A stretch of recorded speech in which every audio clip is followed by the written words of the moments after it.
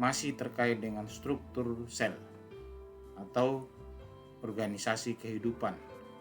Pertemuan yang terakhir kita lakukan adalah bagian-bagian sel. Secara umum kita lihat ada 3 bagian utama, dan kali ini kita akan membahas tentang organel-organel dalam sel. Nah, apa yang dimaksud dengan organel sel? Organel sel adalah substansi atau bagian yang berada di dalam sitoplasma yang memiliki membran tersendiri. Jadi bagian-bagian ini berada di dalam sitoplasma sel atau protoplasma, tetapi memiliki membran. Ada yang bermembran ganda, ada yang satu lapis membran. Dan kita akan lihat hari ini ada 4. Yang pertama kita akan lihat adalah 4 organel-organel di dalam sel. Nah, selanjutnya nanti kita akan lanjutkan dengan organel yang lain. Yang pertama kita lihat adalah mitokondria.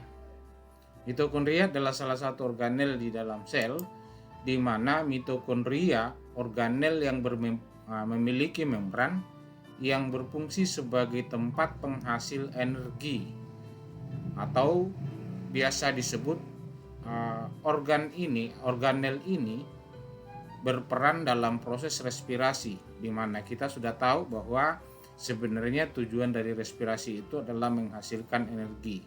Maka organel sel ini berfungsi, berperan atau mengambil peran dalam proses respirasi atau penghasil energi.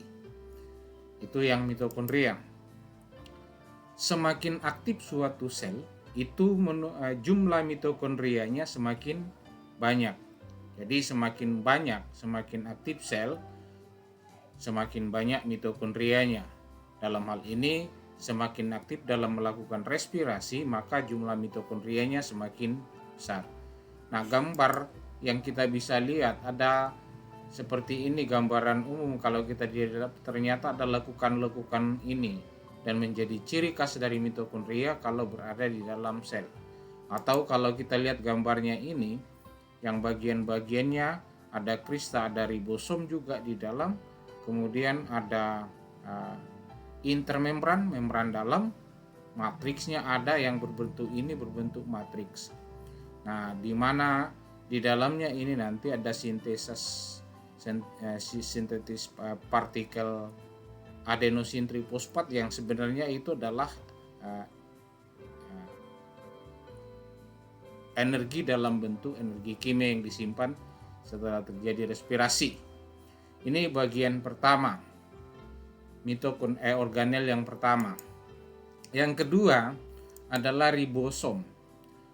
Ribosom berbentuk butiran-butiran kecil berada di dalam sitoplasmanya atau protoplasma sel. Butiran-butiran kecil, dan ribosom ada yang menempel pada membran retikulum endoplasma dan ada pula yang terdapat bebas di dalam sitoplasma sel. Nah, ribosom ini fungsinya adalah pembuatan atau sintesis protein. Jadi bagian organel sel yang bertugas untuk membuat atau sintesis protein pada sel adalah ribosom. Kalau kita gambarkan seperti ini, tadi ada yang dikatakan bahwa ribosom yang menempel pada membran retikulum endoplasma, ada yang bebas. Sehingga kita akan menemukan juga nanti ada retikulum endoplasma kasar dan halus. Yang ketiga adalah retikulum endoplasma. Retikulum endoplasma merupakan saluran yang berliku-liku yang membentang dari inti sel menuju ke sitoplasma. Jadi ini berhubungan dengan nukleus atau inti sel, kemudian membentuk lekukan-lekukan berliku-liku. Itu adalah merupakan retikulum endoplasma.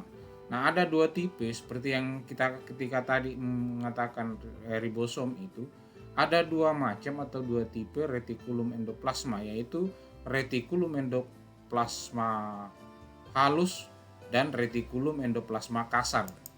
Mengapa? Pada membran retikulum endoplasma kasar ini itu terdapat ribosom. Dan pada retikulum endoplasma halus tidak ditemukan adanya ribosom. Makanya tadi ada ribosom yang melekat pada RE dan ada yang ribosom yang bebas. Nah, apa fungsinya dari retikulum endoplasma ini? Retikulum endoplasma pada organel sel ini berperan untuk membuat dan menyalurkan bahan-bahan yang dibutuhkan oleh organel-organel sel. Jadi ini sebagai pengangkut. Jadi membuat dan menyalurkan disintesis. Selain mengangkut, dia akan membuat dan menyalurkan bahan-bahan yang dibutuhkan oleh organel-organel sel yang lain. Nah, itu fungsi dari retikulum endoplasma.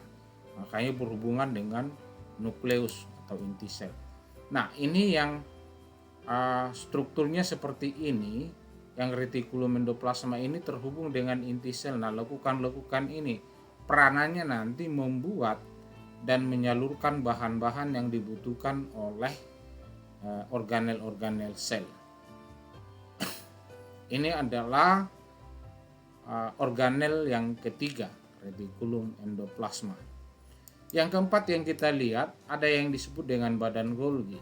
Kalau dalam tulisan-tulisan buku kita akan selalu menemukan dalam tulisan huruf besar, karena ini nama orang yang menemukan. Badan Golgi berbentuk seperti kumpulan kantong yang bertumpuk-tumpuk, sehingga nanti kelihatannya sangat khas di dalam sel. Badan Golgi berperan untuk apa? Memodifikasi bahan-bahan yang dihasilkan. Tadi retikulum endoplasma itu membuat yang dihasilkan oleh retikulum endoplasma, kemudian menyalurkannya ke organel-organel yang membutuhkan. Jadi badan Golgi ini bekerja sama sebenarnya dengan retikulum endoplasma. Ada bahan-bahan yang disintetik atau yang dibuat oleh retikulum endoplasma dan bersama-sama dengan badan Golgi itu disalurkan ke organel-organel yang membutuhkan. Nah, perhatikan ini, ada semacam seperti kumpulan kantong yang bertumpuk-tumpuk ini. Nah, bagian ini namanya apa namanya? Sisterna. Sisternanya ini yang disebut dengan yang berupa tumpukan-tumpukan. Kemudian ada lumennya dan bagian-bagian ini menunjukkan bahwa ciri khas dari sebuah aparatus Golgi atau badan Golgi adalah seperti ini, sangat khas di dalam sel. Demikian pembahasan kita hari ini tentang organel-organel sel yang pertama sampai dengan yang keempat, dan sampai bertemu kembali bersama dengan channel Agus Berbagi.